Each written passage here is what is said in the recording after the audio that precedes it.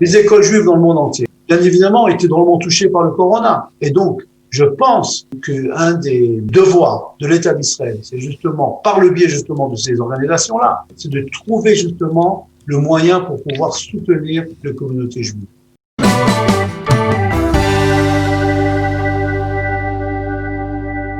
Gaël Grunewald, bonjour, Boker Tov. Boker Tov, bonjour. Avec le logo du département de la Hitiyashvut, dont vous êtes le président au sein de l'organisation sioniste mondiale. Et on est très heureux de vous parler ce matin, puisque c'est un jour, on va dire, un jour de fête pour le mouvement sioniste, puisque c'est aujourd'hui que s'ouvre le 38e congrès sioniste.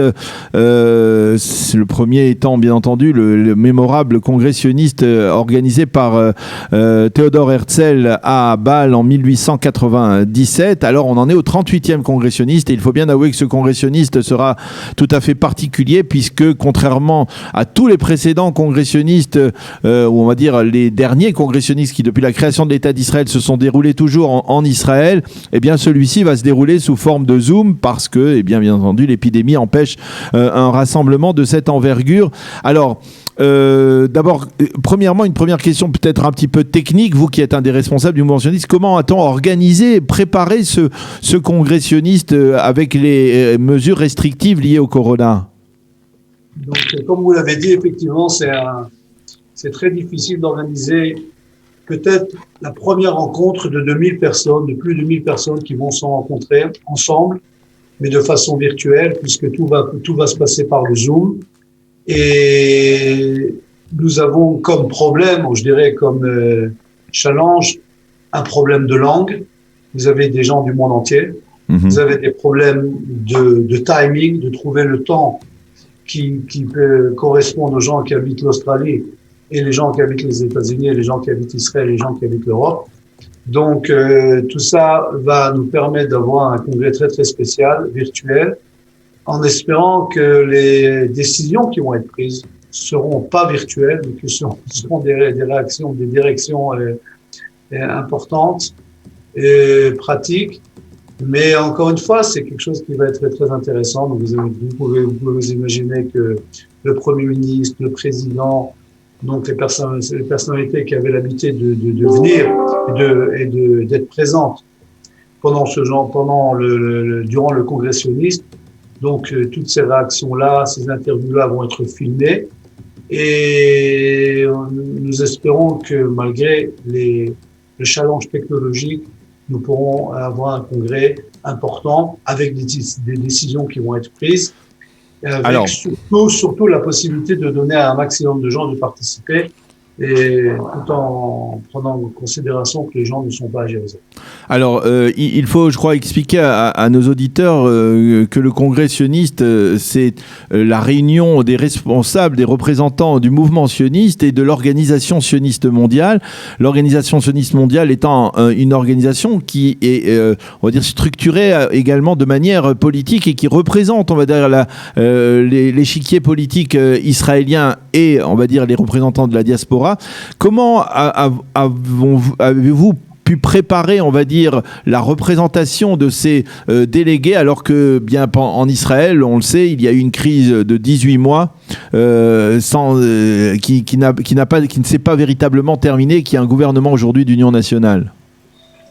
Donc, effectivement, nous avons plus de 500 personnes qui vont représenter et les différentes communautés à travers la diaspora et les différents partis politiques.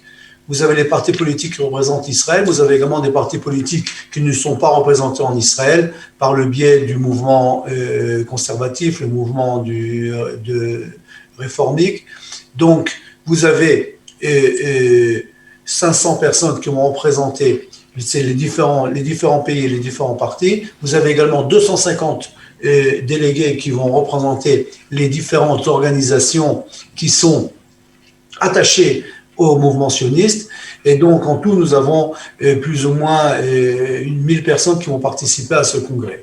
Effectivement, les résultats de la dernière Knesset seront traduits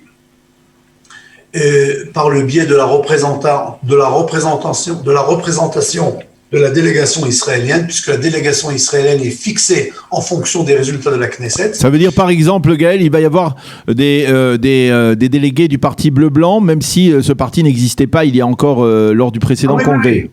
Oui, puisqu'ils ont été votés, puisque le parti bleu-blanc a une représentation en Israël par le biais de la Knesset, il sera représenté au congrès sioniste.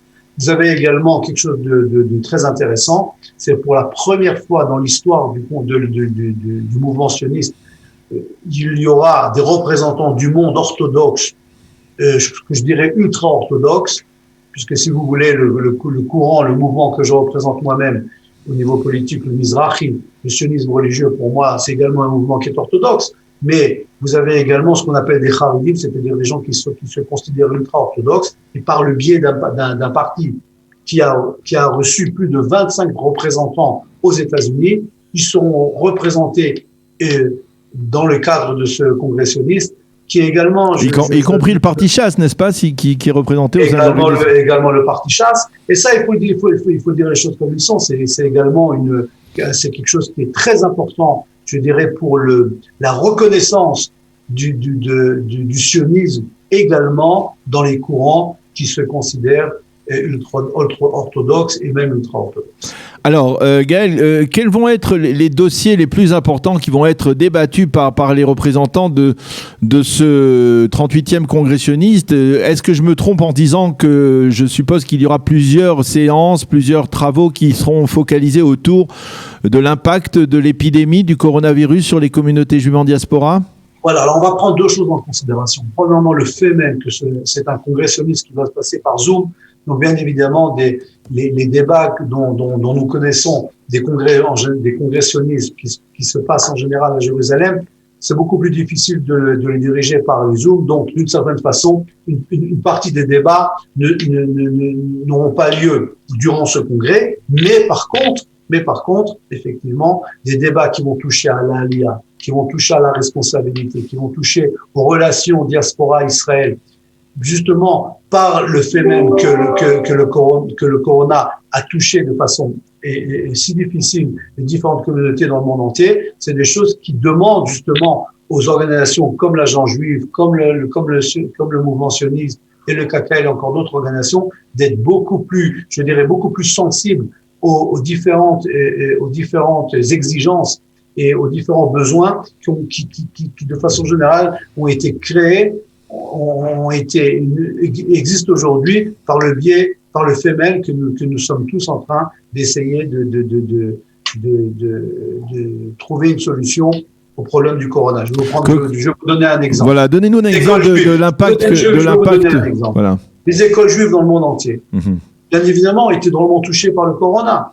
Ils ont été touchés par le corona parce que, de façon générale, les donateurs qui, en général, soutenaient donc ces écoles sont aujourd'hui amenés à diminuer leurs donations parce que eux-mêmes ils ont des problèmes au niveau financier ou parce qu'il y a d'autres besoins qui ont été créés par le fait même que le corona fait partie de notre vie aujourd'hui. Et donc, je pense que un des devoirs de l'État d'Israël, c'est justement, par le biais justement de ces organisations-là, c'est de trouver justement le moyen pour pouvoir soutenir les communautés juives. Et vous savez, on parle souvent je dirais que jusqu'à les premières années de l'État d'Israël, il était bien clair que c'était la diaspora qui devait soutenir l'État d'Israël.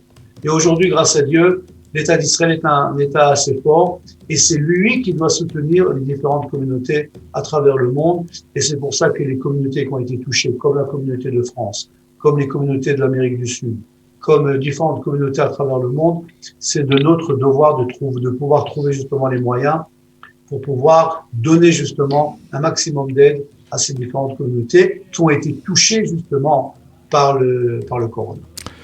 Eh bien, Gaël Grunewald, merci beaucoup pour toutes ces précisions. On vous souhaite un bon congrès sioniste avec des décisions. Est-ce que, par exemple, il y aura des élections aussi dans le cadre de ce congrès sioniste pour la présidence de ce parti, de ce mouvement qui est présidé depuis plus de 10 ans par Avraham Duvdevani? Est-ce qu'aujourd'hui, Avraham Duvdevani va rester président de l'Organisation sioniste mondiale ou alors il va y avoir des élections? Alors, en principe, il va y avoir des changements.